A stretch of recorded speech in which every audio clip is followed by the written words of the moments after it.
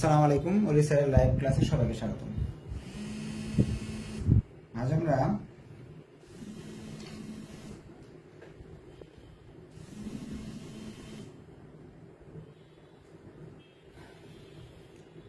Cash ম্যানেজমেন্টের পঞ্চম class করব। এই অধ্যায়ের আপনার 3 ধরনের অঙ্ক আছে। প্রথমে 1, 2 আমরা করছিলাম এক ধরনের, হ্যাঁ, পরে 3, 4 এক ধরনের, 5 আর 6 আরেক ধরনের।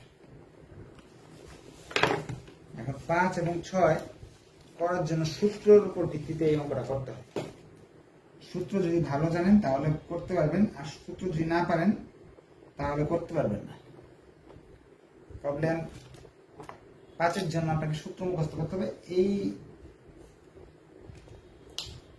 5-এর যে সূত্রগুলো আছে সেই সূত্রগুলো আপনার বইয়ে দেওয়া আছে, হ্যাঁ।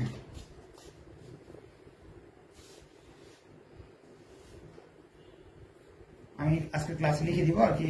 প্রবলেম 5 নাম্বার যদি আপনি ভালো করে করতে পারেন সেক্ষেত্রে আপনি এই টাইপের, হ্যাঁ, যে কোনো অঙ্ক আসলে আপনি পারবেন। এখানে বলা আছে, Zaman company has determined that it cost taka 30 to convert marketable security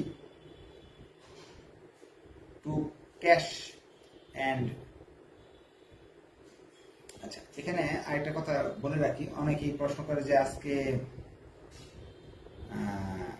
এটা আমরা কত নম্বর চ্যাপ্টার করতেছি, বা এই চ্যাপ্টারটা এর আগে কয়টা শেষ হয়েছে। আপনি যে নতুন ভর্তি হয়েছেন এটাই আপনার জন্য প্রথম চ্যাপ্টার। এর আগে কয়টা চ্যাপ্টার হয়েছে এটা আপনার না জানলেও চলবে। আপনার এই ক্লাসে আবার যখন আসবো আমরা ঘুরে ফিরে, ধরেন এটা আপনার ধরে নেন এটা আপনার 7 নাম্বার চ্যাপ্টার। এর আগে একটা ক্লাসও হয়নি, আপনি মনে রাখবেন, হ্যাঁ। এই 7 থেকে আপনার শুরু, বা এটা 2 নাম্বার চ্যাপ্টার, 2 থেকে আপনার শুরু। 7-এর পরে আবার 1 আসবে, 2 আসবে, 3 আসবে, 4 আসবে, 5 আসবে, 6 আসবে, আবার 7 আসবে, আবার কি 7 আসবে। যখন এই 7-এ আসবেন তখন আপনার কোর্স শেষ। এভাবে চক্র আকারে আবার চলবে। ধরেন আপনি যদি 5-এ আসেন, 5-এর পরে 6 করবেন, 6 এর 7, 1, 2 এইভাবে আসবে। আর এটারও কোর্স এভাবে হয়। আগের, আর যদি আপনি মন চায় যে না আগের ক্লাসগুলো আপনি করতে চাচ্ছেন তো করেন, আপনাদের ভিডিও লিঙ্ক সবগুলো দিয়ে দিছি, প্রথম চ্যাপ্টার থেকে শেষ চ্যাপ্টার পর্যন্ত। ওইগুলো নিয়ে বাসায় বসে বসে করতে থাকেন। এই চ্যাপ্টার যে করতে হবে এটা বাধ্যতামূলক না। গত ক্লাসে বলে দিছি এই চ্যাপ্টারটা কেন করতে হচ্ছে। কারণ আমরা এই যে বইটাই পড়তেছি না কেন, এখানে সি পার্টের বড় প্রশ্ন আসবে 5টা ম্যাথ আসবে, আর বাকিগুলা থিওরি আসবে। এখন ম্যাথ আনসার করলে প্লাস আসবে, থিওরি আনসার করলে নাম্বার কম আসবে। 5টা ম্যাথ যদি আপনি সি পার্টের কমন ফেলতে চান, অধ্যায় যতগুলো চ্যাপ্টার আছে সবগুলো করতে হবে। সবগুলো অধ্যায়েরই ম্যাথ আপনাকে করতে হবে। কারণ কোন চ্যাপ্টার থেকে কোনটা মেরে দিবে আপনি বলতে পারবেন না। কারণ কি, আমরা গত কয়েক বছরের কোশ্চেন দেখলে বুঝতে পারবো আনইম্পর্টেন্ট এবং ইম্পর্টেন্ট চ্যাপ্টার বলতে কিছু নাই। সবই ইম্পর্টেন্ট, সবই আনইম্পর্টেন্ট। আচ্ছা, যাই হোক, এখানে প্রশ্ন বলে দিতেছে যে একটা প্রতিষ্ঠান আছে, তাদের বন্ডের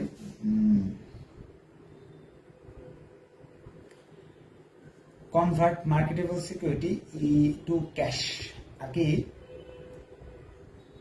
নগদ রূপান্তর করতে হলে তাদের সিকিউরিটি গুলোকে বিক্রি করে যদি নগদে রূপান্তর করে 30 টাকা খরচ করে। এই খরচটাকে এখানে আমরা সি দ্বারা প্রকাশ করব। কস্ট কত করতেছে প্রশ্নে? 30 টাকা।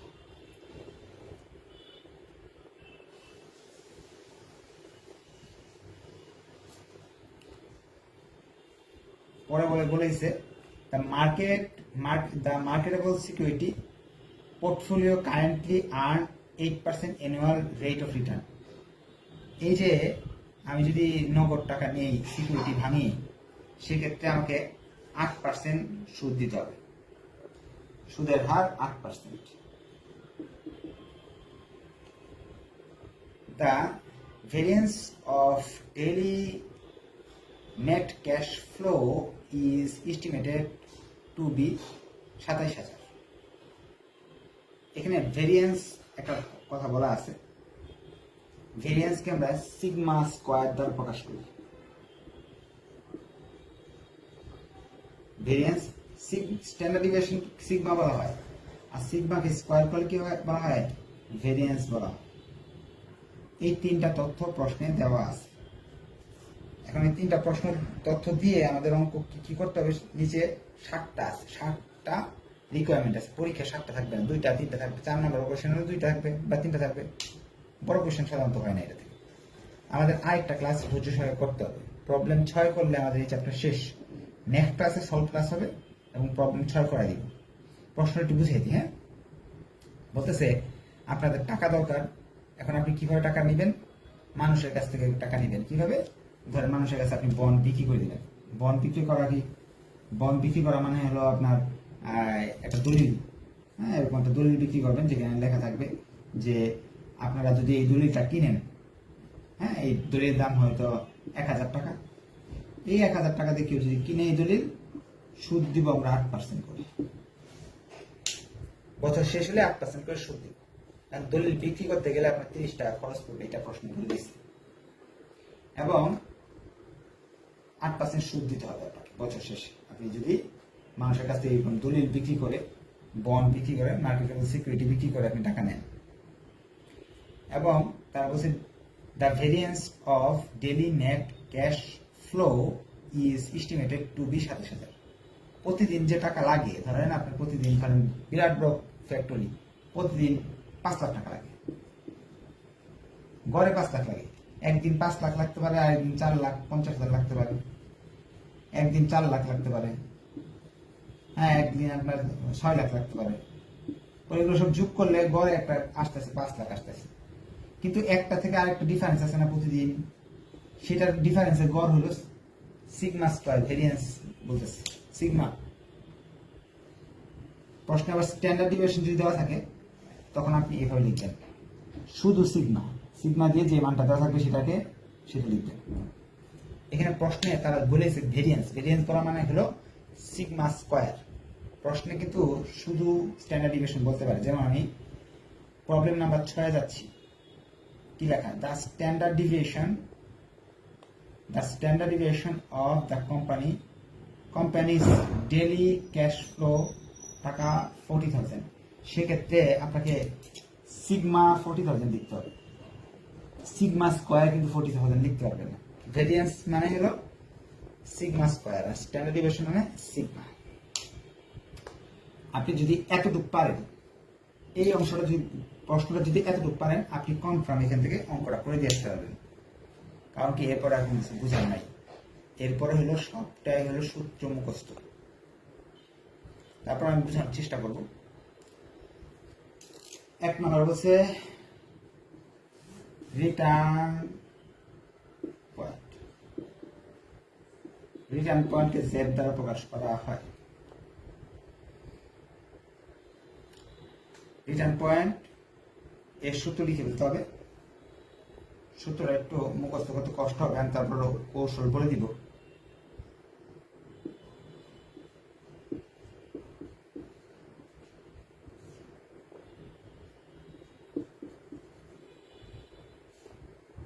সবাইকে প্রশ্ন করার সুযোগ দিব। এটা হলো সূত্র, সবাইকে প্রশ্ন করার সুযোগ দিব।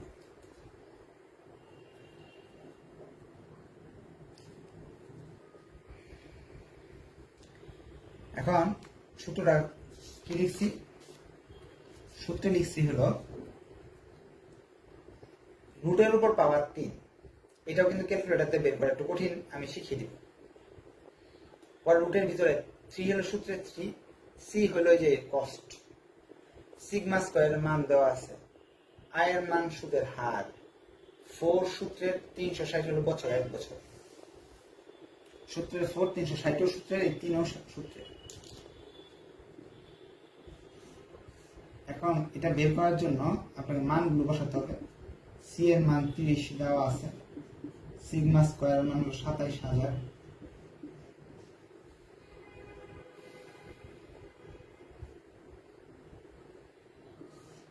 আয়ের মান হলো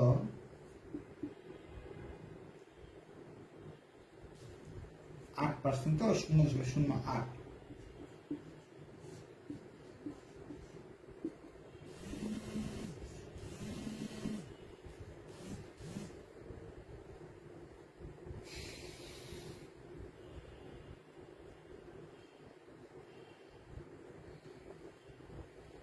এখন আমাদের এটা এটা এটা তিনটা গুণ করলাম, গুণ করার পর যেটা আসে 24,30,000,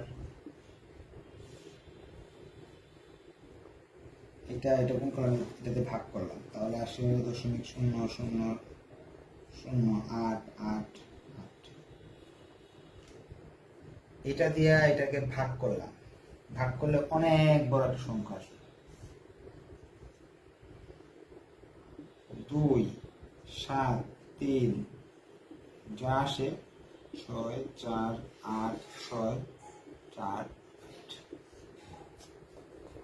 এখন 3√, এটা কেমনে করব? 3√, এটা করতে হলে আপনাকে আমি বলে দিচ্ছি কি করবেন। শিফট পাওয়ার 3, শিফট পাওয়ার, আমি বলছি, আমি লিখে দিচ্ছি বোর্ডে। 3 পরে লিখবেন শিফট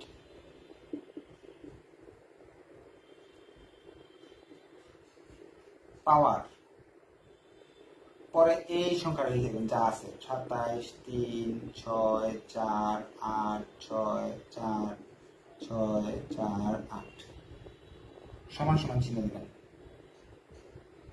আনসার চলে আসবে 1398.72।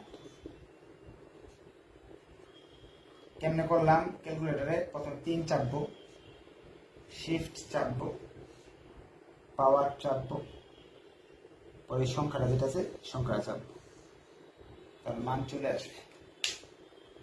এখন সবাইকে প্রশ্ন করার সুযোগ দিচ্ছি। প্রথম অঙ্কটাতে কিছু না বোঝার থাকলে বলতে পারেন।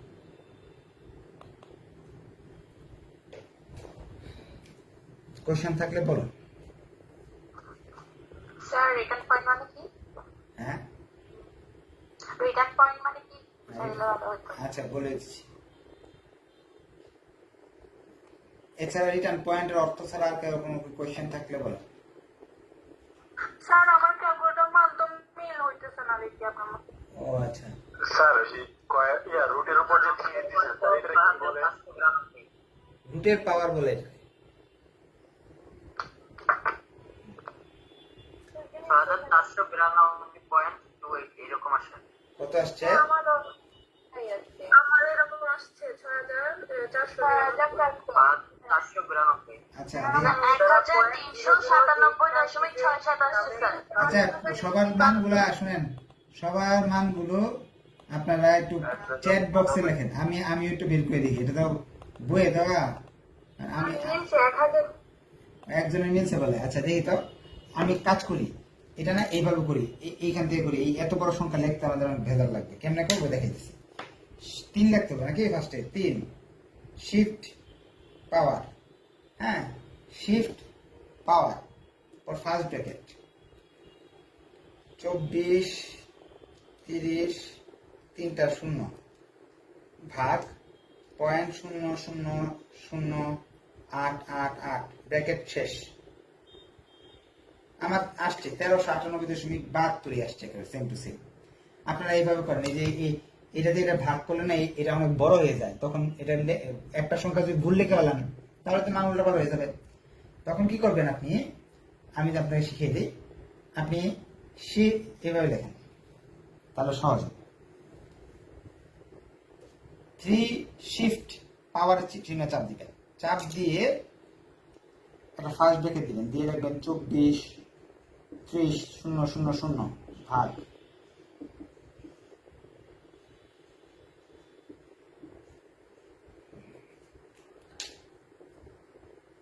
তাহলে আমার এই 1398 টাকা লাগবে।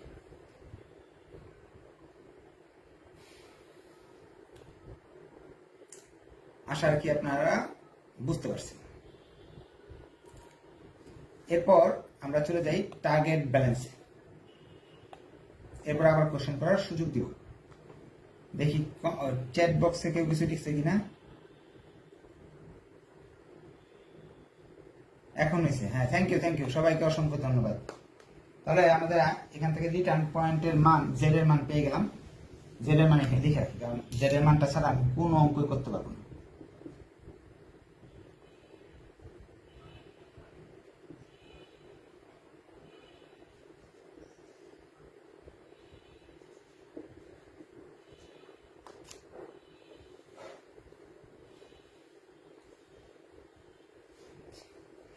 আর একজন প্রশ্ন করছিল রিটার্ন পয়েন্টটা দিয়ে কি বোঝাচ্ছে।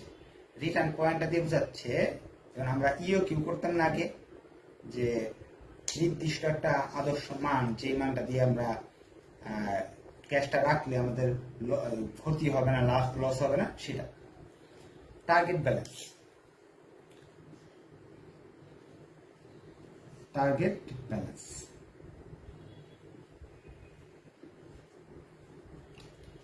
টার্গেট ব্যালেন্স বের করতে বলছি।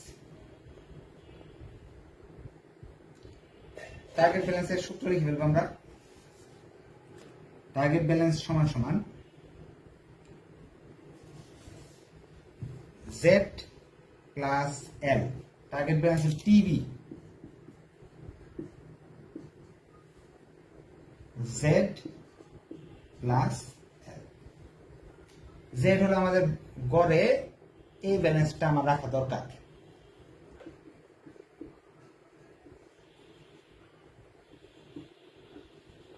এল তো বোঝাচ্ছিল লোয়ার লিমিট, এল তো বোঝায় লোয়ার লিমিট, প্রশ্নে দেওয়া থাকবে এটা।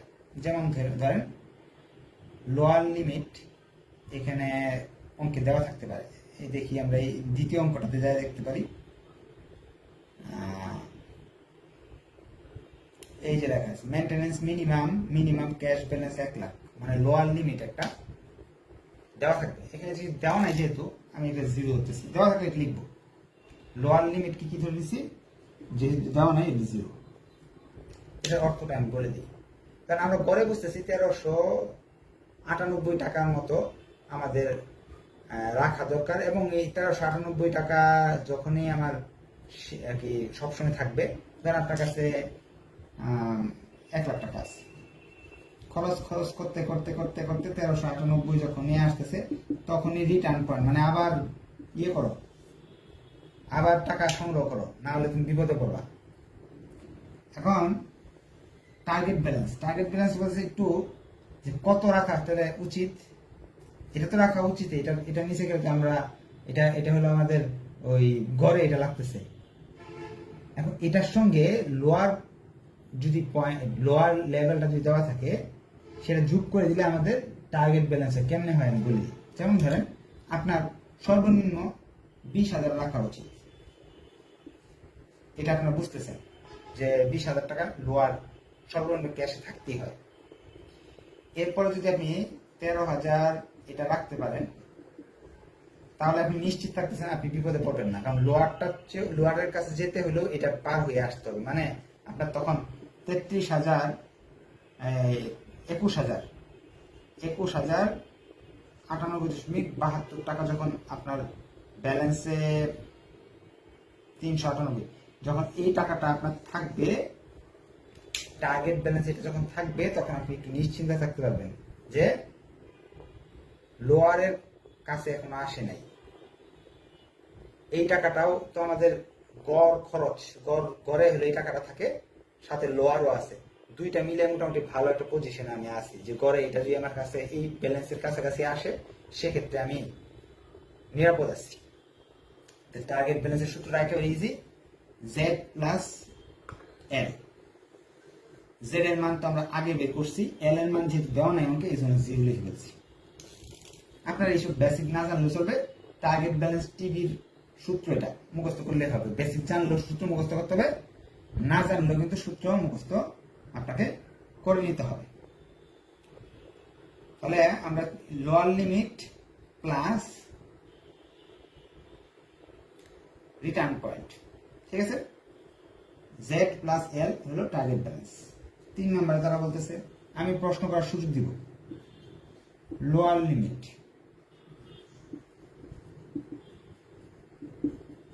এল দেওয়া নাই, প্রশ্ন জিরো দেওয়া থাকলে লিখে ফেলতাম। এখন হচ্ছে আপার লিমিট, সর্বোচ্চ কত রাখা উচিত?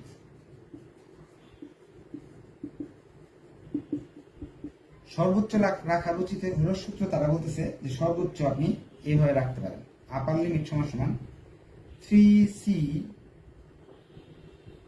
ইন্টু আপার লিমিট সমান সমান 3c না 3z যোগ লোয়ার লিমিট 3z যোগ লোয়ার লিমিট।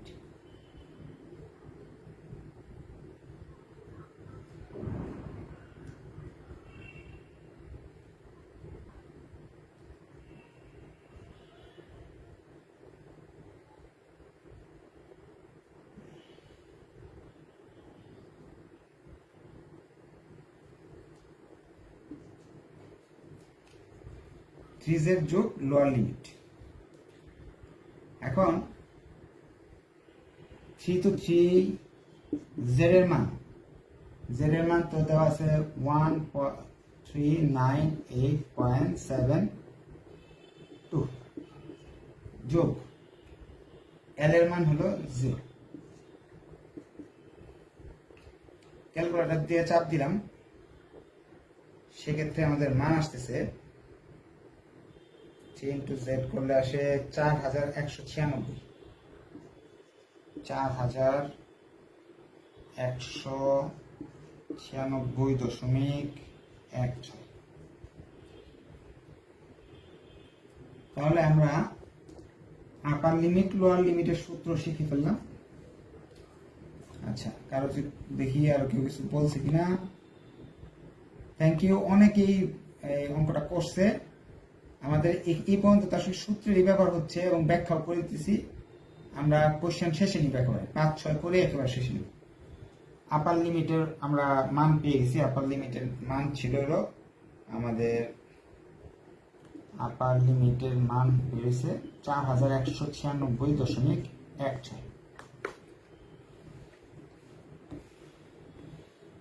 এখন আমাদের চাইছে হলো 5 নাম্বার। 5 নাম্বারে তারা বলতেছে cash converted to marketable security upper limit. বলতেছে মার্কেটেবল সিকিউরিটিকে নগদে রূপান্তর করার ক্ষেত্রে আপার লিমিট কত হতে পারে? ক্যাশ কনভার্টেড মার্কেটেবল সিকিউরিটি আপার লিমিট। সেক্ষেত্রে সূত্র আপনাকে আপার লিমিট মাইনাস জেড। আপার লিমিট হলো আমাদের 4196.16, জেড এর মান হলো 139872। বাদ দিলাম, তাহলে আসতেছে 2797.40, 2797.40। এখানে একটা অঙ্কে দিয়ে 7টা সূত্র শিখিয়ে দিতেছি আপনার। তাহলে কি হলো, এই যাতে যত ধরনের অঙ্ক পরীক্ষায় আসবে এগুলো কিন্তু ইউনিভার্সিটি কোশ্চেন আসছে, দেখবেন ছোট প্রশ্ন হিসাবে আপনি সবগুলোই পাবেন। এছাড়া এই 7টার বাইরে আর কোনো সূত্র নাই। আর প্রতিটা অঙ্কের উত্তরের সামনে টাকা লিখে দিবেন, নাহলে অঙ্ক ভুল হয়ে যাবে। 6 number, cash converted to marketable security lower limit. Cash converted marketable security lower limit.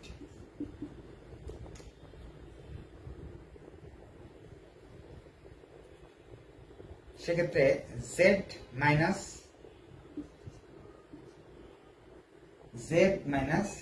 Zero balance বা জিরো, জেড মাইনাস লোয়ার লিমিটে যে জিরো ব্যালেন্স,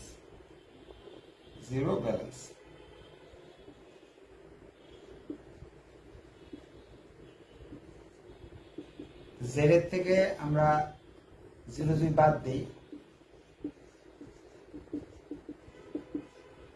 তাহলে তো এটি আসছে 39875।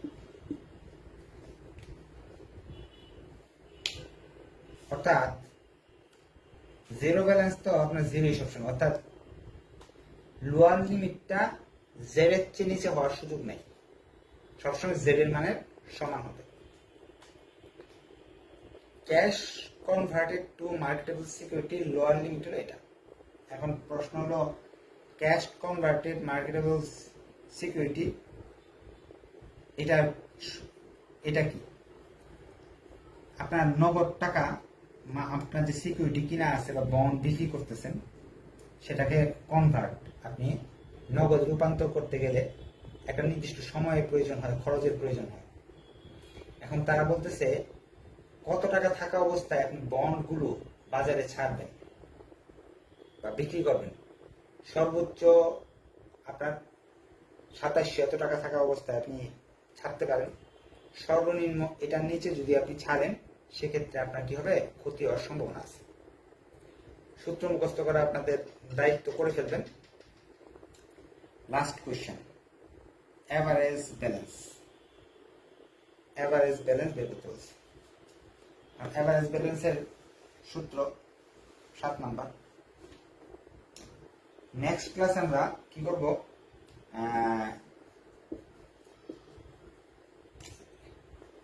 নেক্সট ক্লাসে আমরা সলভ ক্লাস করবো এটার উপরে। এরপরে আবার নতুন করে শুরু করবো অন্য কোন chapter. Average balance 4C minus L ভাগ